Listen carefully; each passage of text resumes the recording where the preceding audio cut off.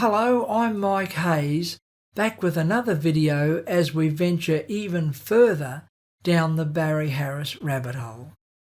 In this session, our focus is on foundational concepts on how to create bebop lines. As with anything in the Barry Harris method, 5 minutes thought is better than 5 hours haphazard practice. So regular review is very important. So make sure you have your favourite beverage handy, maybe a pencil and piece of paper, and there's something else. A guitar. The main scale that Barry Harris talks about for line construction is what he calls the dominant seventh scale. It's the same scale as the Mixolydian mode.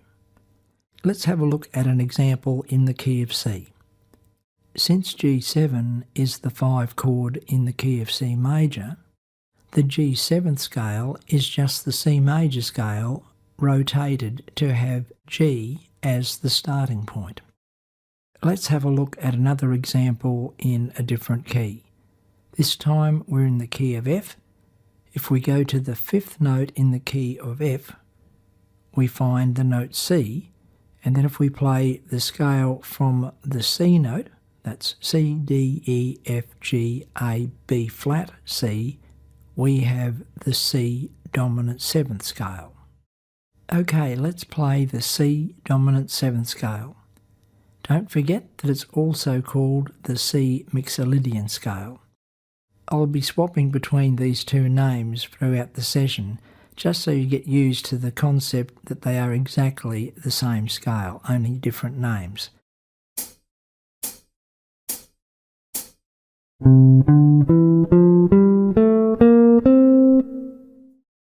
By far the most common elements in bebop vocabulary are ascending arpeggios and descending scales. And that's where the problem begins. Let's have a look. The art of creating bebop lines is the ability to be able to resolve your lines to the chord tones, that's the 1st, 3rd, 5th or 7th of the chord, and to be able to resolve your lines to any of these notes on the beat. Thankfully, Barry has left us with a set of rules or guidelines for adding extra chromatic tones to our lines in order to make them work out rhythmically. Let's firstly look at what the problem is. Okay, here's an ascending C Mixolydian scale.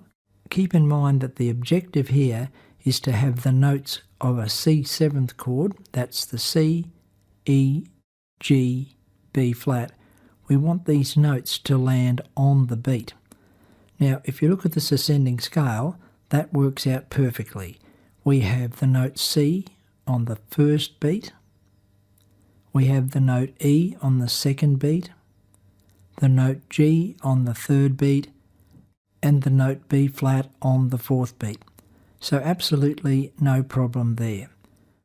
But remember what we said earlier about the key elements in the bebop style is ascending arpeggios and descending scales. So let's have a look at what happens when we play a descending C Mixolydian scale. Okay, we have the note C on the 1st beat, no problem. But you can see there's a problem with the B flat. It's on the end of 1. And from there on down the scale, it's all over the place.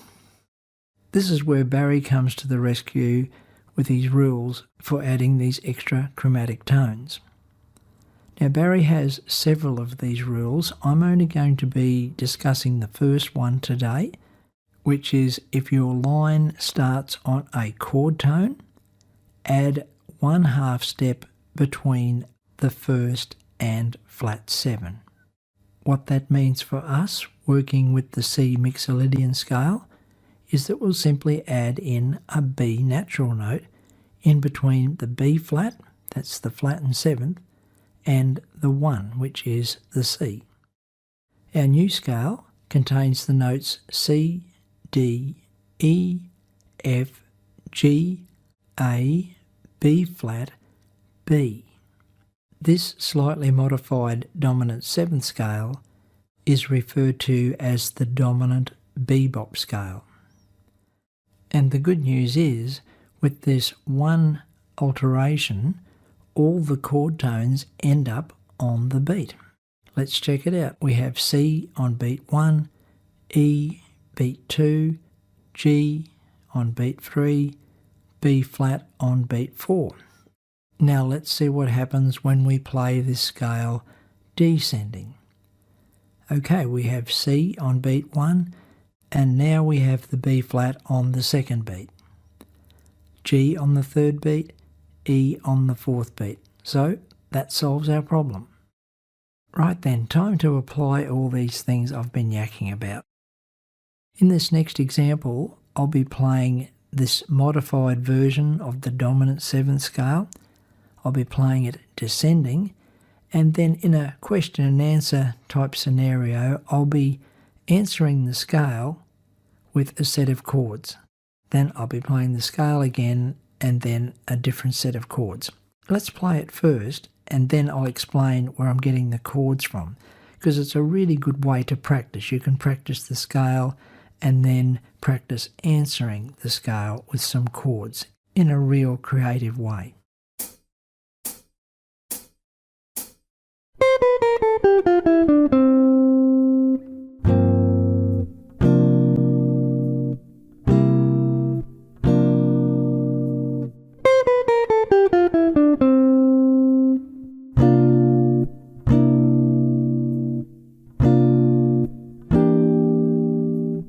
Okay, I'm going to play a C Mixolydian scale in a specific manner on the guitar fingerboard. You'll see why I'm doing this in a moment. Let's do that first.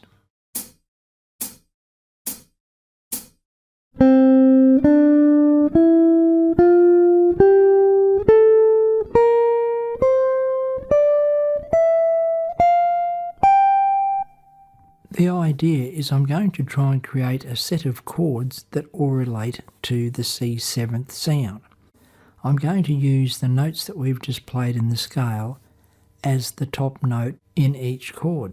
However, I'm not going to harmonise these chords in a traditional way. In other words, I'm not trying to think of, well, all these chords could be in the key of F, so under the F note I'll put an F major chord.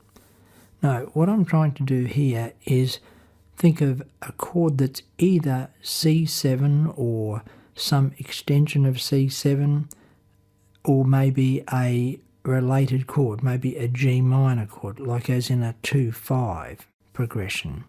The G minor moving to the C7. Okay, I'll give you a couple of examples and then I'll just play through the scale using some of the chords created from this concept. For the first note, I could obviously use a C7, but I could also use a G minor 11.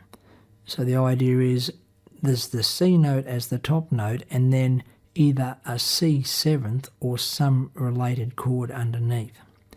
For the second note, I could play a C11 or a C9 or even a G minor 7th. And this is the idea all the way up the scale.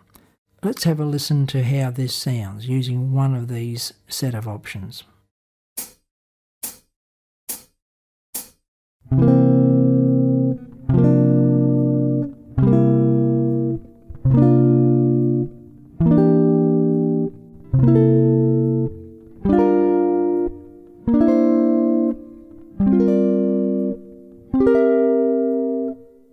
The next thing we want to be able to do is to play this C dominant 7th scale starting from any C on the fingerboard. So I'll start on C on the first string, play a descending C dominant 7th scale using this Barry Harris variation that we've been learning today, and then I'll do the same thing. I'll start on the second string, on the C at the 13th fret, and play the descending version of this scale, and then on to the third string and the same idea there. Okay, let's try that.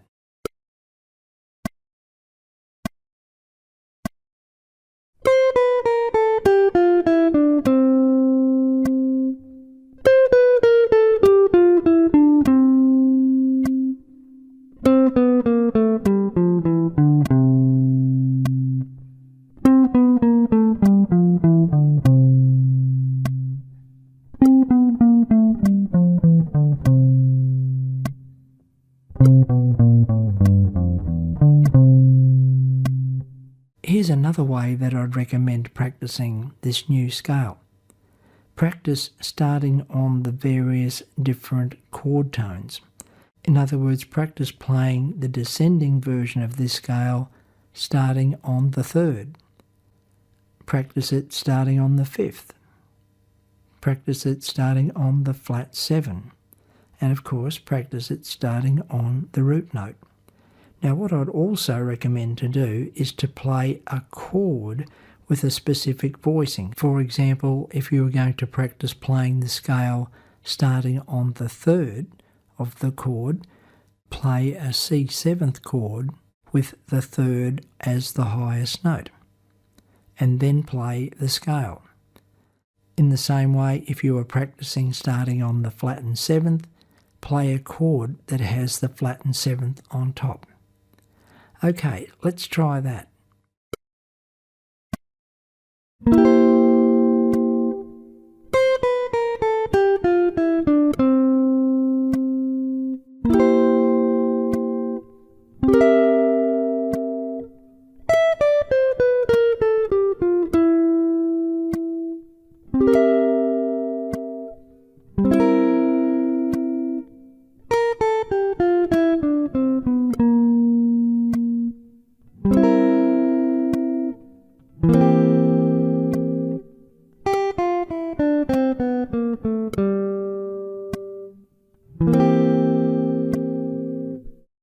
Well, that's it for today, folks.